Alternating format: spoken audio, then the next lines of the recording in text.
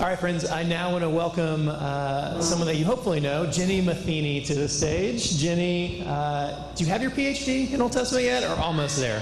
Almost there. But, I mean, you're basically there, right? So, basically, okay. But it's, yeah. Take no one time. So Ginny is a friend of the church, and her husband Art are over in Sonoma right now, where he is leading a church. And Ginny, for the next 3 weeks, is going to lead us through the book of Ruth, which should be awesome. So Ginny, take it away. Thanks. Give her a round of applause. Thank you so much. And thank you, Sam, for that wonderful just time to center down and to just think through just what is church and how have I been loved and loving others. That were wonderful questions. So thank you for having me, and welcome to Crosswalk. I'm so thankful to be here, and that you're here willing to journey with me through the book of Ruth for 3 weeks. You guys are troopers. It's going to be amazing, hopefully. I just love this story. It's a story that encompasses so much. There's lots of turns, lots of life transitions. There's loss, there's hope. It makes for an amazing story. And another thing I love about Ruth, am I too loud or is it okay? Is it echoing? Should I do something? Am I okay? All right. Is that Ruth in the Old Testament is one of only 2 books in the entire Bible named after a woman. We have Ruth and we have Esther. And to me, that's pretty special. So before we get into this, I just wanted to make a quick correction. It is true.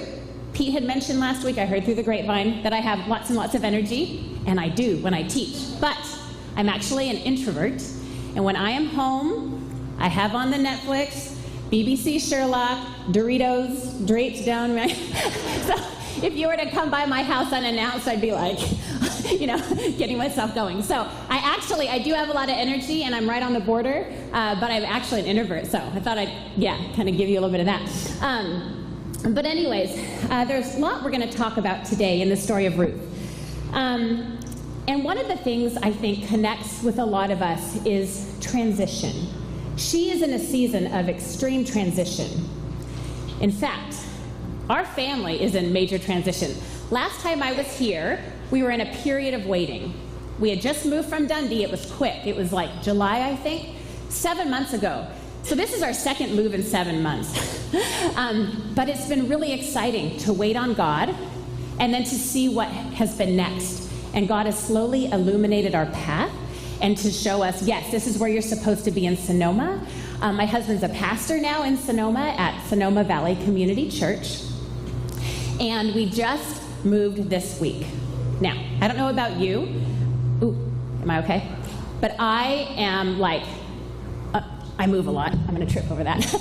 I am like a 2-year-old having a tantrum when we move. It's like all logic is gone. I'm just like, I can't see straight.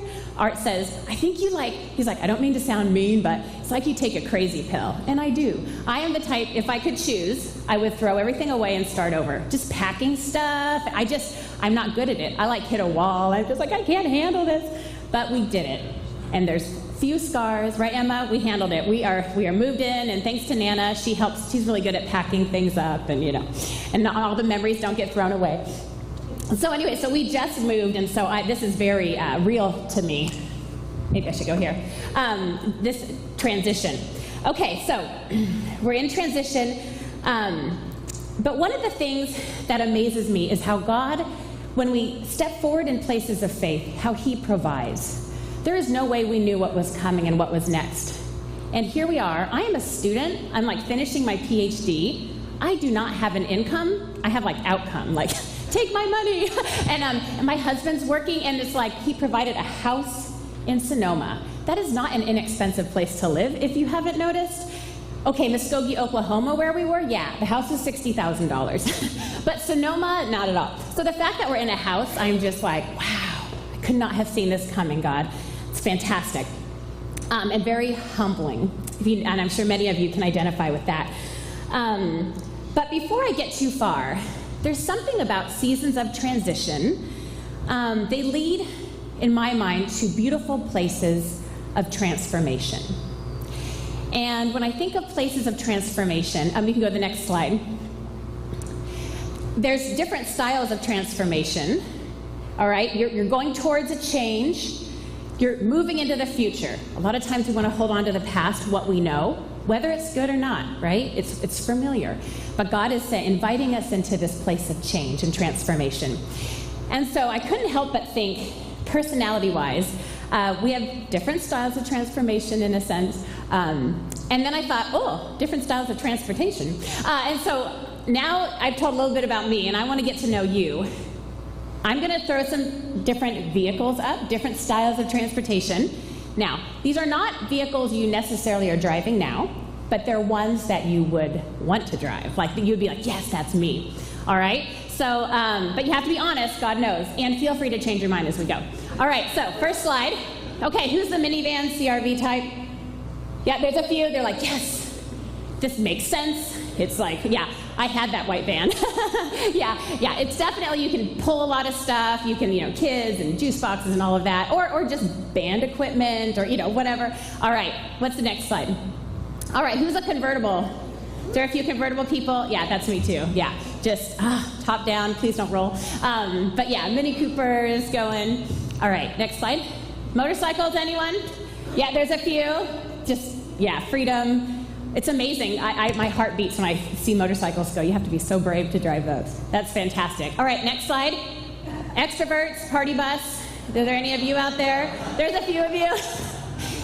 This would be my husband. How many people can we cram into this thing? Fantastic. All right, next slide. All right, you have off-road vehicle, all-terrain. Are there a few of you? Fred, yeah, we got a few. Brian, that's fantastic. I had a Jeep. And when I was 16, my dad and mom, they got me a Jeep Wrangler. I did go off-roading, but this is why. No, it wasn't off-roading. It was over things. You know those medians in the road? Well, I wanted to get to like a shopping store or a store that I wanted to go, and I didn't want to figure out where to turn around. So it's terrible. 16-year-olds on the road. Emma, you're that age. Anyways, yeah. So they are helpful, even if you don't go off-roading. Okay, and next slide. Okay, who's the vintage classic? There are a few of those. Yeah, those are nice, aren't they? Bug. My mom had a Bug, right, when you were 18? And next slide. All right, Fast and Furious. There's a few of you here, or you'll just take Vin Diesel. Yeah, okay. Honestly, this is, if I could choose, going through a season of transition and transformation, quicker the better, God. Let's just get through it, move on to what's next. But as you know, and I know, often God takes scenic routes with us, right? It's never the quickest point A to point B, and I'm a very, I like things quick and efficient. God, he's not always really efficient in my mind, but somehow, when I get to where I'm supposed to be, I find, wow, God, the work you've done in me, I don't know how else that could have happened, so thank you. So anyways, the Fast and Furious, that's a fun one too. All right. Okay, so next slide. Ruth the Trilogy. That's what I've decided to call this series, since it'll be 3 weeks. And I've called it the Eyes of Transformation. I kind of thought the theme of what she sees and experiences would be a good way to kind of encapture this trilogy. So what is special about this book? The story of Ruth invites us into the lives of women who are moving forward after heavy losses. Their hearts may be heavy, but their feet have to carry them forward, right? Sometimes you can stop and grieve, but life just happens. And there's famine. There's actually just agricultural reasons they have to keep moving forward. So what's special about this book? Well, it's a story that's part of the Megilloth, which is the 5 scrolls read during the feasts in Jewish culture. So every year this story was read and remembered. So one of the things I love about Ruth is that she speaks the least in the story, but her life says the most and makes a huge impact. Her life yells rock star for God. She's celebrated as a woman of faithfulness. She's actually the great grandmother of King David, which is also in the line of Jesus. But this story is happening before all of that. She is right in the life of faith. She has no idea what's coming, but her choices now make huge ripples to come. Today we're going to focus on just the first, not even the whole first chapter, but the part of the story which is characterized by much emptiness and people in a most unexpected way. So sharing stories, Ruth's story, my story, our stories, whether our own lives or ones from the Bible, can become so transformative on our journeys of faith. One of the things, I do love Facebook, but it's a way people kind of share their story. But the one thing is often we just put on the highlights, right? Oh, kids' soccer game, wonderful this and that. And so it gets a little snapshot into people's lives, but it's not the real story. I've posted pictures where it looks like our family is like having a great time. We're like, not perfect, but you know what I mean? But deep down, I'm like, this is one of the hardest seasons of our life. I can't even call a friend right now. I just want to sit down and cry. And so it's just interesting how there's a disconnect at times. I don't want to throw Facebook under the bus. I do love being able to check on my friends, see what's going on. Oh, you know, they're doing this, moving here, doing that. But at the same time, it's not real, right? And that's the one thing I love about the stories in the Bible. It's the deep stories, the real stories, right? Because often if you look at a Facebook family, it looks like their lives are perfect, right? No life is. All of our lives are going through hard things, and this is the stuff that transforms us. I bet a lot of you, and myself as well, if I could have skipped all the hard stuff of life, I wouldn't be who I am today. And I'm very thankful for who I am today. And so even though there are things maybe I wish I chose different, God uses all of it. And that's one of the most amazing things about this journey. He'll use everything. So, family issues, know that you're not alone. Almost every one of us has been touched by serious issues. Issues of unfaithfulness, favoritism, rejection, abandonment, addictions, loss, and you're not alone. And a lot of the stories in the Bible, all of this is encompassed in them. So again, I love a good story, especially a story of someone that's a bit of an underdog. We just cheer for them because most of us can relate. Ruth is a great story of this nature. Today I want to introduce some of the major ideas of Ruth and work through most of chapter 1, and then next week we'll dive further in. All right, so I'd like to propose this, that when we get to know one another and share our stories, we experience the love of God for others and for ourselves, and our world opens up in beautiful ways. So a lot later on in the Old Testament narrative, there's a lot about this guy named David. And I am going to talk about Ruth today, but Leap Over a Wall is a really fun read. Eugene Peterson is one of my favorite pastor scholars. And David is one of those guys that really messes up a lot, like just all the time. But he has this heart for God that is extremely unique. And David and Jeremiah are two Old Testament or Hebrew Bible characters that we get to see the most of their life. And that it just opens up their inner life with God, which you don't often get to see with biblical heroes and heroines of faith. So Eugene Peterson writes that David's life is the most extensively narrated single story. We know more about David than any other person in the Bible. So his story later on will be quite intertwined with Ruth. His life is messy, but God is right there in the mess.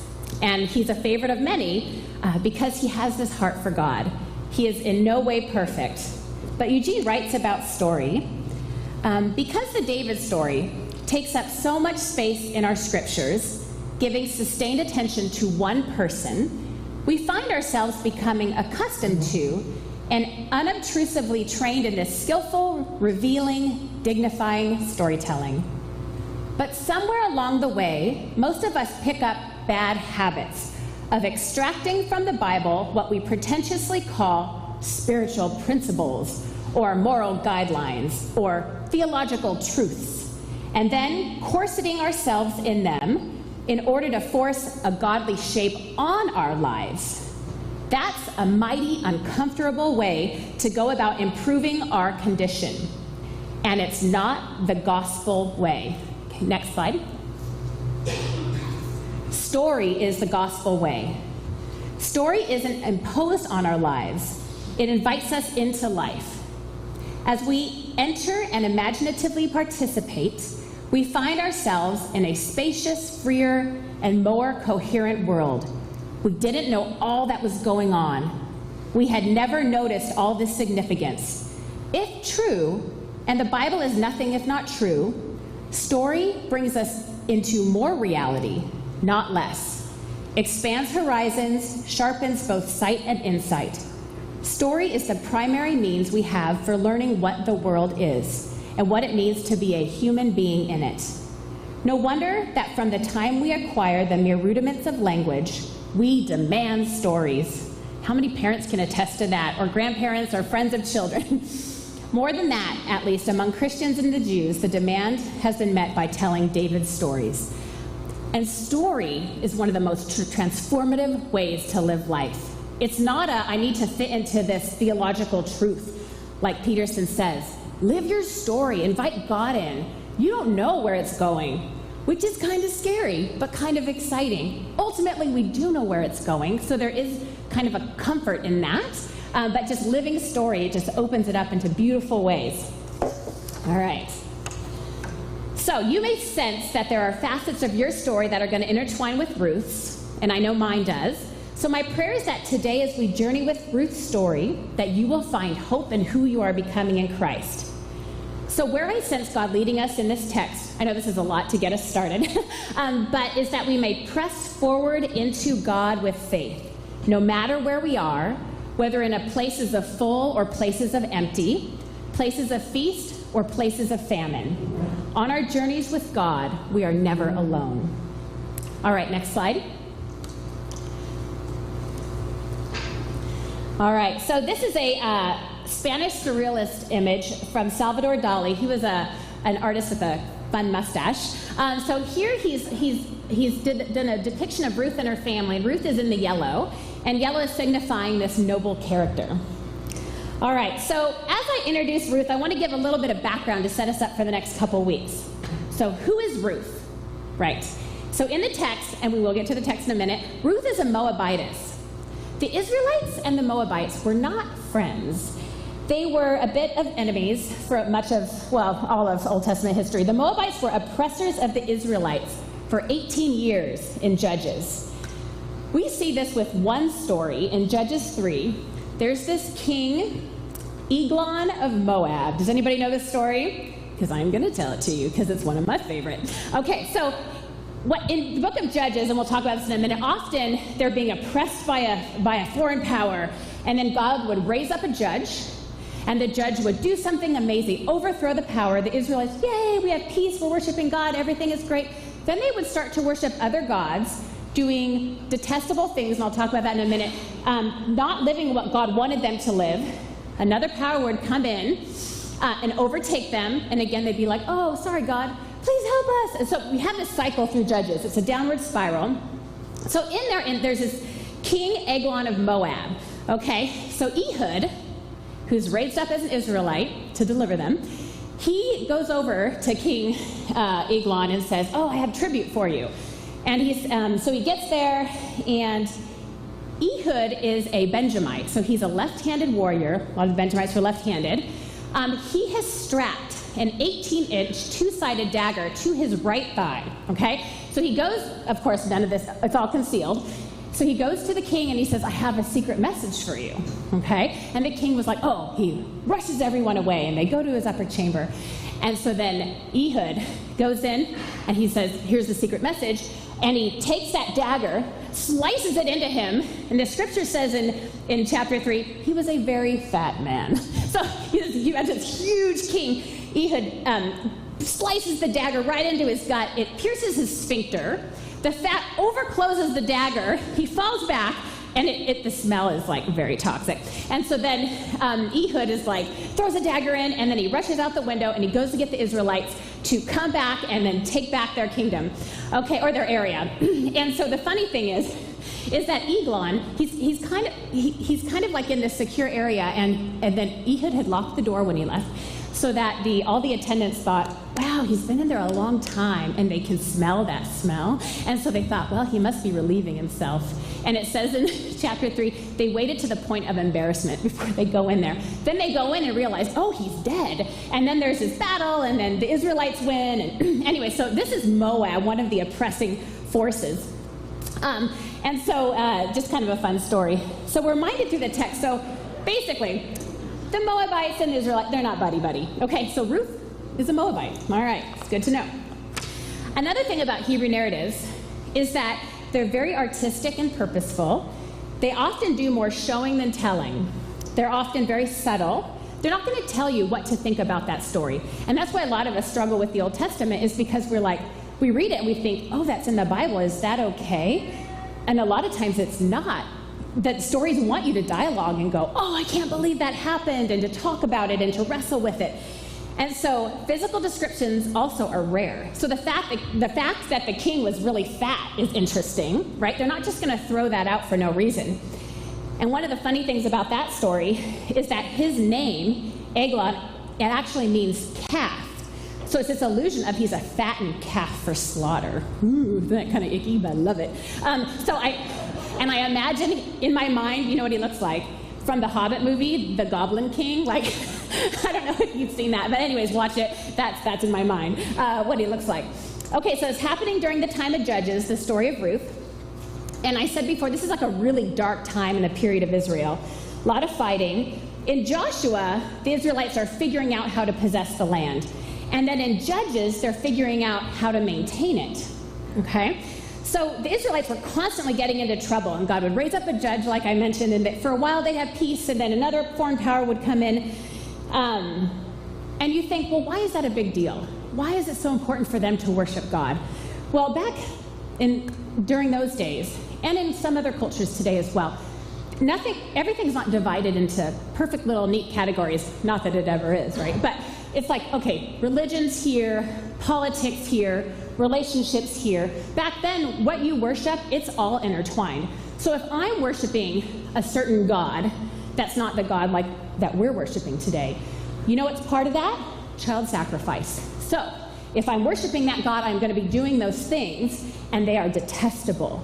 God wants us to be in relationship with him, how to love him and love one another, right? Even way back in the Old Testament narratives, God was setting up how to have a relationship with God. I'm not having to guess it.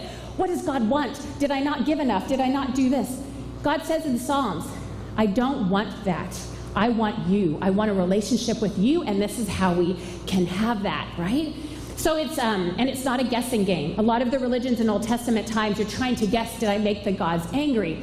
There's this whole system of trying to figure out, what did I do wrong? Oh, there's a famine. God must be angry at me. So there's this constant kind of in fear of God all the time, or the gods. And so God is saying, no, I love you. Let's be in relationship. So it's a big deal to be worshiping the God, the Lord or Yahweh, the God and the God of Jesus. And okay, so big deal. So in the book of Ruth, it reveals to us how even when the world seems hopeless and vile, there are those living faithful and obedient lives. And it's interesting because in the book of Ruth, the main character is actually Naomi. But we're going to focus on Ruth a bit more, but don't worry, I won't leave Naomi out. So here we have Ruth moving away from home, away from the security of family and friends. She's grieving. Her husband has died, her father-in-law has died, and her brother-in-law.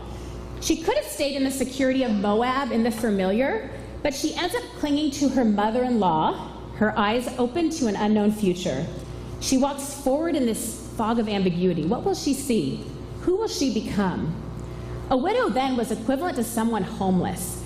In James, it talks about caring for the widow, for the orphan. Old Testament law in Leviticus and Deuteronomy, it talks about caring for those that are homeless and the widows by leaving the edge of your fields for gleaning. So there's a way it was provided for, but it was like serious situation. So we have Ruth in this season of transition. Now transition is really hard. I know all of us can attest to that. Quick story, when we lived in Canada, I did not transition well to that new country. I'm one of those from the US that thought, oh, it's the same, it's just up north more. Well, if any of you moved up there, it's very different, and everyone has an opinion about where I am and all the politics that go on here, and obviously we're wrong. But anyways, when we moved there, there were certain things you have to do with socialized car insurance. And one of them was you need daytime running lights on your car. Well, of course, we get our car checked. There's one tiny box not checked. And so I've got both my kids, 10 months old, 3 years old, trying to figure this out and get the car insurance. And the person says, "Oh, you didn't pass." And I thought, we had it checked, Oh, there's this little box, it's like 40 pages later. You don't have daytime running lights. You can't get car insurance. I'm like, oh. Anyways, we finally got that fixed, and it was fine. But for a year, I kept my passport in my purse, just so I knew I could flee the country at any moment. Isn't that terrible? I was like, yeah, that's my way I transitioned. That's my story of faith. But anyways, God's been with us through all these seasons of transitions, and I'm learning to trust God more and more in the process. All right, next slide. So, seasons of becoming. Part of the reason, just this idea of becoming, in the first verse of Ruth chapter 1, it talks about they went to live there. At first there was a famine in Bethlehem. The family moves to Moab, and I'll talk about that in a minute. And it says in the Hebrew in chapter 1, they went to live there. And the Hebrew word to live is also the word to be. And I was translating this with a friend. Yeah, that's how I get my party on. We do Skype translating. It's like so nerdy, right? So the Old Testament's in the Hebrew language, and so I love to look at the original language because sometimes there's really special things in there, like Eglon being a fat calf, and king, anyways, all that stuff. So, the Holy Spirit just said to me, where you live is where you become. So as God was drawing this idea of place to live, it's not just living and surviving. It's a place of becoming who you're meant to be, being transformed in God's image. And so I just love that idea of becoming where you live. So as we talked about, this is the days that judges ruled. There's seasons of emptiness and fullness throughout this text. In 121, Naomi says, "I was full, and the Lord caused me to return empty." So there's this movement of fullness and emptiness. We see this evidence in loss of family, a season of famine, but there's going to be a great reversal. Hope will be coming. Another word I wanted to draw out was hesed, which I'm sure Pete has talked about. It's this beautiful Hebrew word describing God's loving kindness. It's a loaded term. It's hard to translate. It's often like loving kindness of God. It can be about redemption from enemies in trouble. Joseph being showed God's hesed with the prison warden in Genesis. Miriam sang a song of God's hesed with the victory over the Red Sea in Exodus. Job praises God for his hesed in chapter 10 as he wrestles with what's going on. We see it in keeping covenant with Abraham and Moses. Psalms sing of God's hesed as great as the heavens. We see it in kindness from person to person, this love of God. David and Jonathan. In Proverbs, God's hesed to the needy and the lowly. We see the righteous people of hesed in Isaiah. Basically, this word, you can't just translate it. It's not like, oh, love, right? It's this covenant, loving kindness of God's faithfulness to us, this hesed. And then lastly, eyes of grace and eyes of transition, which is all throughout this. I love this phrase. In the NIV, it translates it God's favor. But I love in the Hebrew, it's also, it's eyes of grace.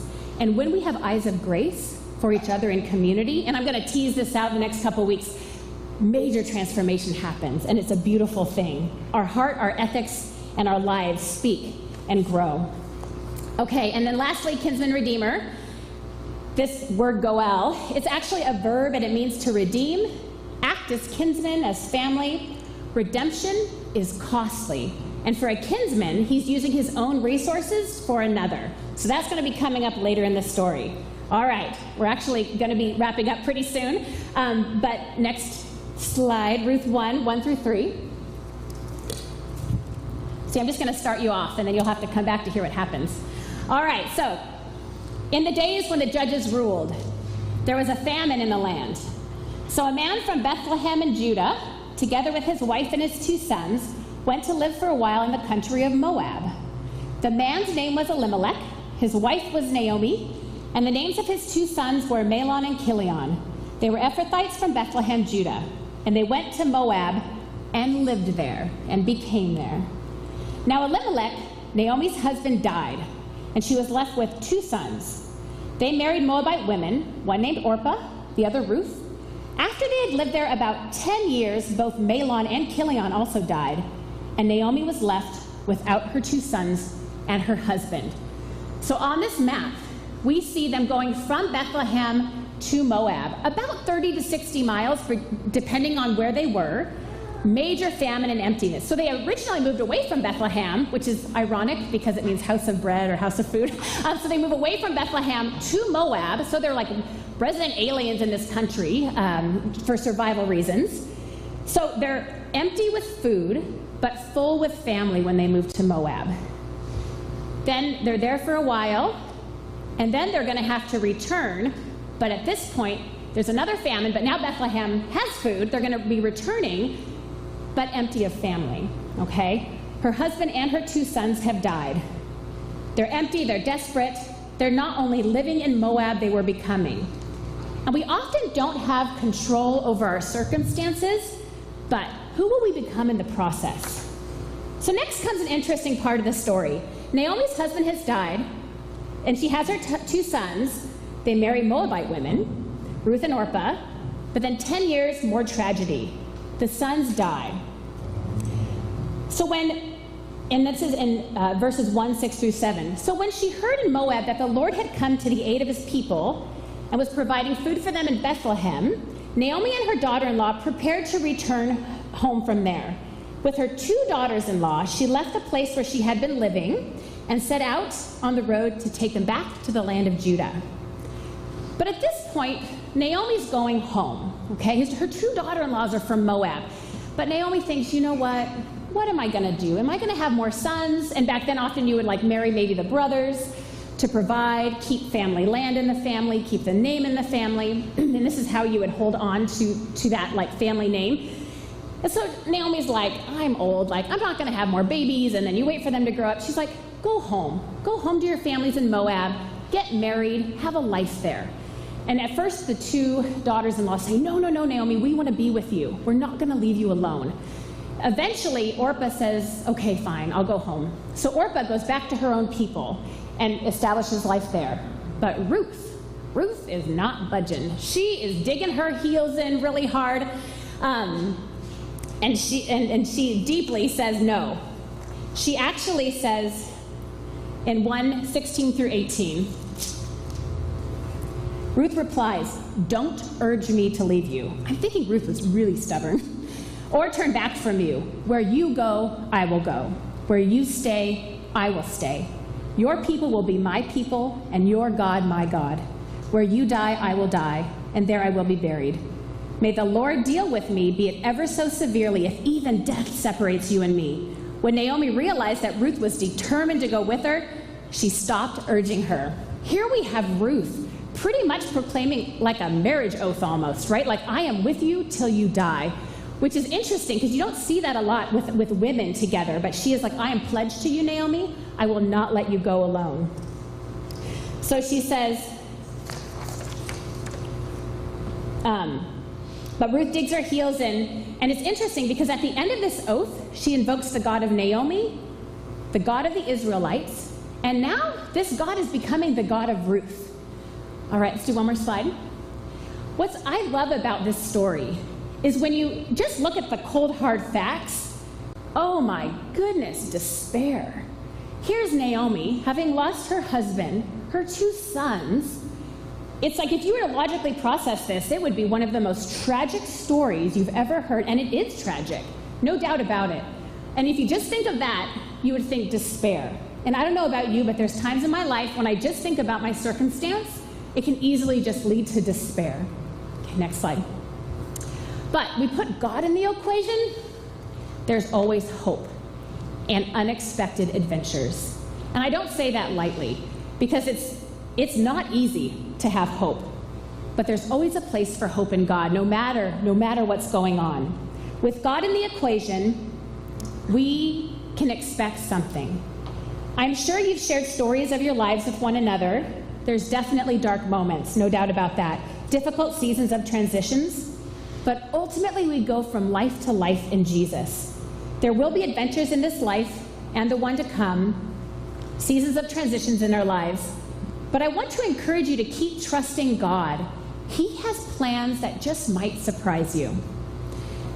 So one of the questions I want to end here with today, in this season of transition, where may God be surprising you? Not to take away the difficulty or the hurt or the pain or the grief, or maybe you're in a season of full, right? It's easy to like Naomi does this in the text. She actually blames God for the evil in her life. When the you know what hits the fan, we're like, God, what are you doing? When everything is great, we're like, I'm amazing. I don't know. I do that all the time. I'm pretty cool. It's like, oh wait, God's like in all of it, right? The empty and the full, the harvest and the famine. But in your season, whichever it is, where might God be surprising you? All right, so next week we're going to find out what happens to Ruth and her mother-in-law. So they're returning to Bethlehem. This is like, did any of you grow up in a small town? Yeah, okay, this is like serious returning to a small town situation. They're going to be returning to Bethlehem, this small town. Naomi's from Bethlehem. But for Ruth, this is a brand new town. New people, new customs, all of it. There's going to be some surprising twists, and I don't think anyone could have been prepared for what's about to happen. So come back next week, and we're going to see what happens when they actually move back to Bethlehem, this house of bread. All right. I'd like to take right now just to kind of close this in prayer and send you on your journeys. Father, thank you for stories like Ruth's that remind us that you are with us in places of famine and in places of harvest. Thank you for the surprises in our stories that we know you have planned for us. Wherever we find ourselves today, I pray for strength for your people and that you will bless us with peace. For great is your hesed reaching to the heavens, your truth, your faithfulness reaching to the skies. Remind us of the bigger story, Father, when we are consumed by the worries of life. Thank you for redeeming us through Jesus. Thank you for the Holy Spirit's work in our lives. Grant us eyes of faith in this place of transition, eyes of grace, to see your hand in all the earthy stuff of life. Amen. Go in peace and have a wonderful day. And I hope to see you next week. It's going to be getting fun. Be prepared.